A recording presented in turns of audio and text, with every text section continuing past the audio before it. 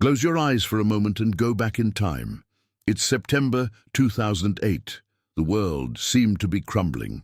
If you lived through that time, you remember the noise. The financial collapse had a very specific sound. It was shouting on the trading floors of the stock exchanges. It was police sirens echoing through Wall Street. It was journalists yelling urgent headlines on television about century-old banks turning to dust overnight. The 2008 crisis was visible. It had the face of executives leaving buildings with cardboard boxes in their hands. It had the image of "for sale" signs scattered throughout the American suburbs. We knew what was happening. The money had disappeared. Credit had frozen. The banking system had suffered a fatal heart attack. But however terrible it was, we understood the nature of the problem. It was a crisis of numbers. It was a mathematical crisis. And most importantly, we knew that if we worked hard, if we cleaned up the mess, things would go back to normal. And they did. Jobs returned. The market has stabilized. The wound has healed. Now, open your eyes and look at the present. Look at the crisis that is unfolding silently around you. What is the sound of the artificial intelligence crisis? There are no screams. There are no sirens. There are no cardboard boxes being carried out of offices. The sound of this crisis is the monotonous, constant hum of server fans in gigantic data centers, hidden in remote locations. It is the almost imperceptible sound of a mouse click. It is the sound of a notification arriving on an employee's cell phone at 3 in the afternoon, informing them that the department's restructuring has been completed and that their access to the system will be revoked in 10 minutes. No one is seeing the smoke because the fire isn't in the buildings. The fire is in the structure of human reality. In 2008, the system broke our economy. Today, artificial intelligence is breaking something far more fundamental. It's breaking human usefulness. And most of us are so distracted by the magical convenience of generating pretty images or summarizing long texts that we haven't noticed the time bomb that has stopped counting down and started detonating right under our feet. You feel it, don't you? That vague anxiety, that knot in your stomach when you read about a new programming model update that does exactly what you spent 4 years in college learning to do. You see the news about tech companies reaching trillion-dollar market valuations, but when you look around, you see your friends, writers, programmers, designers, lawyers, with that blank stare of someone who doesn't know if they'll have a purpose in 6 months. This isn't a typical economic recession. This is an existential recession. In 2008, people lost their jobs, but they kept their skills. The carpenter still knew how to build. The accountant still knew how to audit. They could start over. Today, AI isn't just taking away your current job. It's devaluing your future skills. It's devaluing human experience to zero. To understand why what we are experiencing is infinitely worse than 2008, we need to dissect the lie they told us. They said AI would come to automate the boring, dirty, and dangerous work. They said robots would clean the sewers and wash the dishes so that we humans could dedicate ourselves to art, poetry, strategy, and philosophy. It was the biggest and cruelest lie of the 21st century. AI is writing poetry. AI is winning art prizes. AI is passing the bar exams and medical residency tests. And us? We are left with the dirty dishes and the poorly paid manual labor that ironically is too expensive to automate now because building physical robots is difficult. We are living through what economists call the great decoupling, but on a scale no one predicted. For centuries, productivity and wages went more or less hand in hand. If you produced more, you earned more. AI broke that social pact. Now productivity is exploding vertically, reaching the stratosphere, but wages and the need for human labor are plummeting. Companies have discovered the holy grail of capitalism: profit without people, revenue without payroll. And this leads us to a terrifying scenario that 2008 never even dreamed of creating. Let's imagine a practical scenario. Think of a young professional. Let's call him Marcos. Marcos is a data analyst. He studied statistics, learned Python, and is proficient in Excel like no one else. He is the definition of a successful knowledge worker. In 2008, if Marcos's company went bankrupt, he would take his expertise to another company. But today, Marcos's boss has installed an AI agent. This agent not only analyzes data in seconds, it finds patterns that would take Marcos weeks to see. It generates graphs, writes the report, and sends it to the board before Marcos has even had his breakfast. At first, Marcos thinks it's great. He uses AI as a tool. He feels like a superhero. We call this the co-pilot phase. It's the honeymoon phase, where we're told that AI will enhance our capabilities. But the co-pilot phase is a temporary trap. Because while Marcos uses AI, he's training AI. Every correction he makes, every adjustment, every piece of feedback is data that teaches the model not to need Marcos anymore. We are transitioning from the co-pilot phase to the autopilot phase. And in autopilot, there's no seat for the human. 6 months later, Marcos is fired. But unlike in 2008, he has nowhere to go. Other companies also have AI. The market value of the knowledge Marcos took a decade to accumulate has evaporated. He is no longer an expert. He is a legacy, a remnant of an inefficient era. And what happens to a person's mind when they realize they have become obsolete at the age of 35? This brings us to the central point of this video's title: The worst is yet to come. What we've seen so far with ChatGPT and Midjourney is just the tip of the iceberg. It's the passive generative AI phase. It waits for you to give it a command. What's arriving in labs now, what's already being tested behind closed doors, is agent AI, autonomous agents. Software that doesn't wait for orders. They have objectives. You tell the AI, increase my company's sales by 20%. And it goes online, sends emails, negotiates prices, changes the website, creates marketing campaigns, hires and fires freelancers, all without human supervision. When this hits the market, and it will in the next 2 or 3 years, we're not talking about unemployment. We're talking about the extinction of entire careers. Entire departments of marketing, human resources, logistics and legal will be reduced to a single server running 3 or 4 AI agents overseen by a single exhausted and poorly paid human. It's the ultimate consolidation of capital. And here comes the stark comparison with the housing crisis.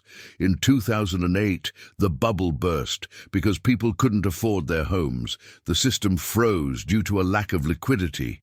The AI crisis will slow down the system due to a lack of consumers. Think about it. If AI replaces workers, who will buy the products that AI produces? If we lay off the middle class, who will subscribe to streaming services, buy new cars, pay for vacation trips? We are heading towards a suicidal economic paradox. Companies, in their individual eagerness to cut costs and increase profits using AI, are collectively destroying the consumer base that sustains their own existence. It's a race to the bottom, where every CEO thinks, I'm going to lay off my employees and sell to the employees of other companies. But all CEOs are thinking the same thing. And when everyone lays off employees, there's no one left to buy. Governments know this. Big tech corporations know this. That's why you hear so much talk about universal basic income lately. It's not because they've become nice. It's not charity. It's fear. They know they're building a system that excludes 90% of the population from productive economic activity. They know that a mass of millions of people without jobs, without money, and worse, without purpose, is a powder keg ready to explode into revolutions, looting, and social chaos. Basic income is the money of silence. It's an allowance to keep the population calm while the tech elite isolates itself in its digital citadels. But money doesn't solve the crisis of meaning. Work, however much we complain about it, gives us structure. It gives us a reason to wake up. It gives us a community. When you take that away and hand out only a survival check, you create a society of depressed zombies, addicted to cheap digital dopamine to forget their own irrelevance. We saw a rehearsal of this during the pandemic, but the AI crisis will be permanent. And if you think you're safe because your job involves human contact or high complexity, think again. The speed of evolution is exponential. What AI can't do today, it will learn to do by the end of this year.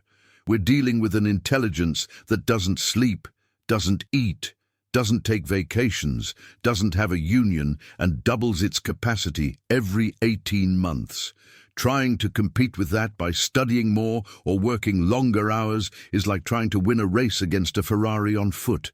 You'll lose, and you'll die of exhaustion trying. 2008 destroyed assets. The AI crisis will destroy social mobility. The ladder has been kicked away. If you are already rich, own capital, own shares in AI companies, you will become obscenely richer. If you sell your time for money, you are in quicksand that sinks faster the more you move. The middle class, this recent invention of human history that allowed democracy and stability, is being eviscerated. We are returning to a feudal structure. Kings and serfs, owners of algorithms and users of algorithms. And the most terrifying aspect, the real reason why the worst is yet to come, is that we have lost control of the truth. In 2008, the numbers were lies, but the physical reality was true. Today, with AI creating perfect deepfake videos, cloning the voices of politicians and relatives, writing fake news on an industrial scale, we no longer know what is real. The foundation of society is trust. If I can't trust that the video of the president declaring war is real, society collapses. If I can't trust that my daughter's voice on the phone asking for help is hers, the family collapses. We are entering the post-absolute truth era. And a society that cannot agree on what is true cannot unite to solve problems. We become paralyzed, tribal, paranoid.